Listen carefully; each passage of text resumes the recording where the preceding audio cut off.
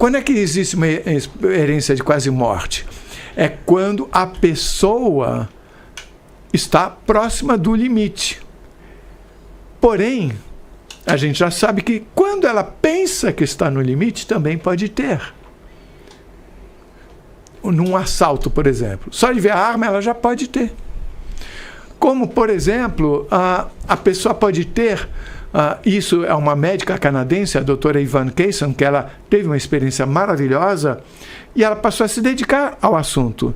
E hoje ela tem vários livros escritos, vários vídeos, em que ela explica que uma experiência como essa pode acontecer você numa meditação, sim, você olhando para uma imagem bonita, uma paisagem, ou do nada.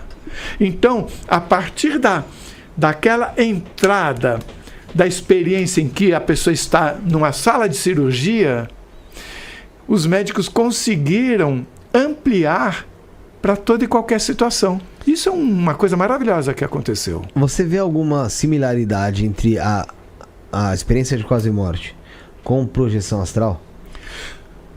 Sim, tem infinitas coisas em comum.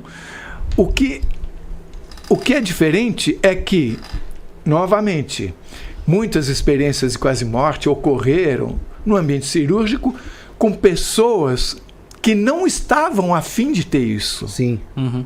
Então isso tem um frescor de informação que uma projeção astral não tem. Porque normalmente a pessoa que tem a projeção astral... já pratica já. Ou pratica ou tem desde criança sem saber o que era ninguém isso. Sabe. Achava que todo mundo tinha.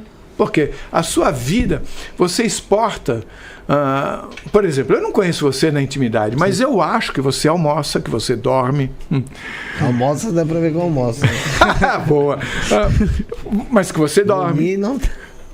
um monte de coisa. Eu acho que o que eu faço, você faz. Então a criança que tem projeção astral, ela acha que todo mundo tem. Uhum. Até um dia que ela descobre.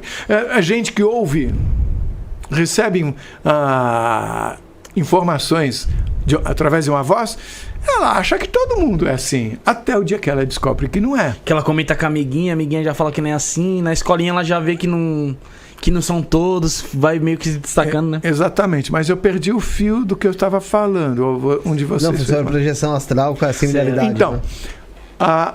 Continuando nisso, aí não é certeza. Veja só, eu não estou aqui para dizer nada o que é, até porque eu não sei. Eu estou aqui para falar sobre a existência do canal, porque muitas pessoas que têm medo da morte vão gostar muito das notícias que estão lá, e são notícias muito sólidas. Aproveito também para convidar quem quer que tenha passado por uma experiência de quase morte a entrar em contato com o canal para contar sua história através do e-mail, afinal, oquesomosnós@gmail.com. Afinal, que somos nós, @gmail.com. Diz no chat aí, Bruno. Aí, se tiver alguém que teve esse relato, né? Teve isso daí, também pode passar. Agora eu estou até na dúvida. Olha só como eu do faço... e-mail, você fala? Não, se tem um BR ou não. Não, e-mail.com. E-mail não tem BR. Então, o que acontece? A pessoa... Então, isso é...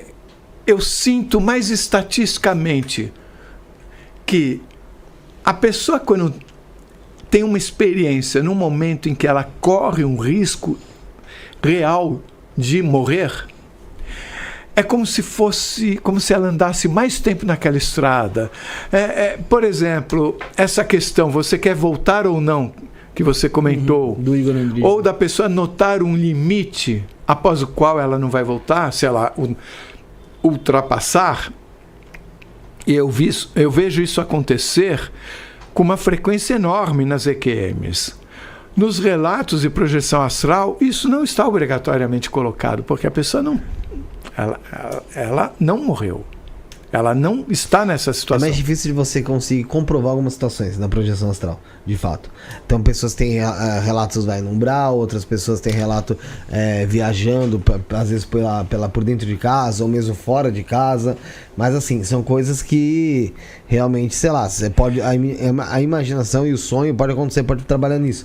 Eu acho que os casos de projeção astral que podem validar algo, são casos que na projeção a pessoa, vamos supor, existe um caso muito interessante. A gente tem o Saulo Calderon, que fala sobre projeção astral, e o Wagner Borges também fala sobre projeção astral.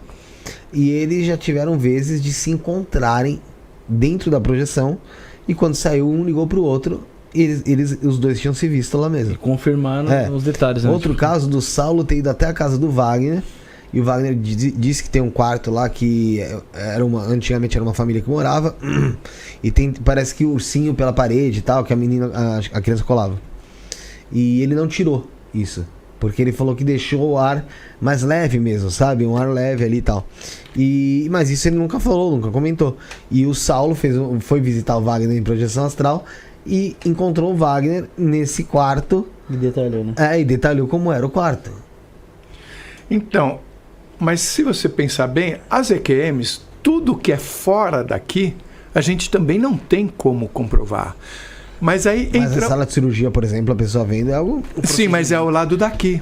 Sim, é o lado É daqui. um aspecto da EQM que está aqui. É que a pessoa só não detalha só aqui, o que rola aqui, ela detalha o que acontece fora também. Exatamente. Esse lado que acontece fora, aí cabe um outro tipo de abordagem, que é o que a gente chama na ciência de atingir a massa crítica. Você trabalhar estatisticamente com a coisa. Quando você vê coisas similares sendo ditas por pessoas muito diferentes, que não se conhecem, isso começa a ter uma força.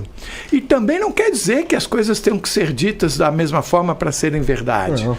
É só você padrão, imaginar Portugal quando mandou as caravelas. Se mandasse uma caravela para o Ártico, uma para o Amazonas, uma para a Patagônia, os relatos iam ser todos diferentes e eram várias verdades.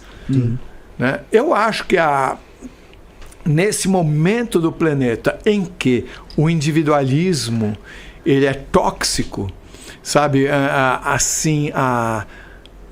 o ceticismo, a compreensão de que você está sozinho, que você não tem nada a ver com ninguém, esse tipo de pensamento te afasta de qualquer necessidade de você se preocupar com o outro.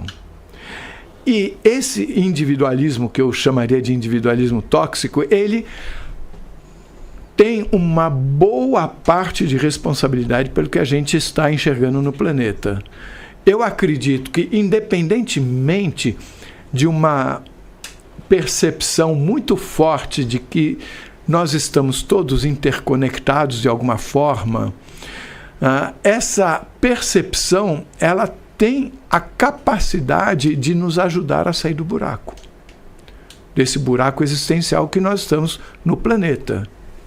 Então, eu acho muito importante que hoje a sociedade investigue, não as EQMs, investigue o que somos nós, cada um à sua maneira.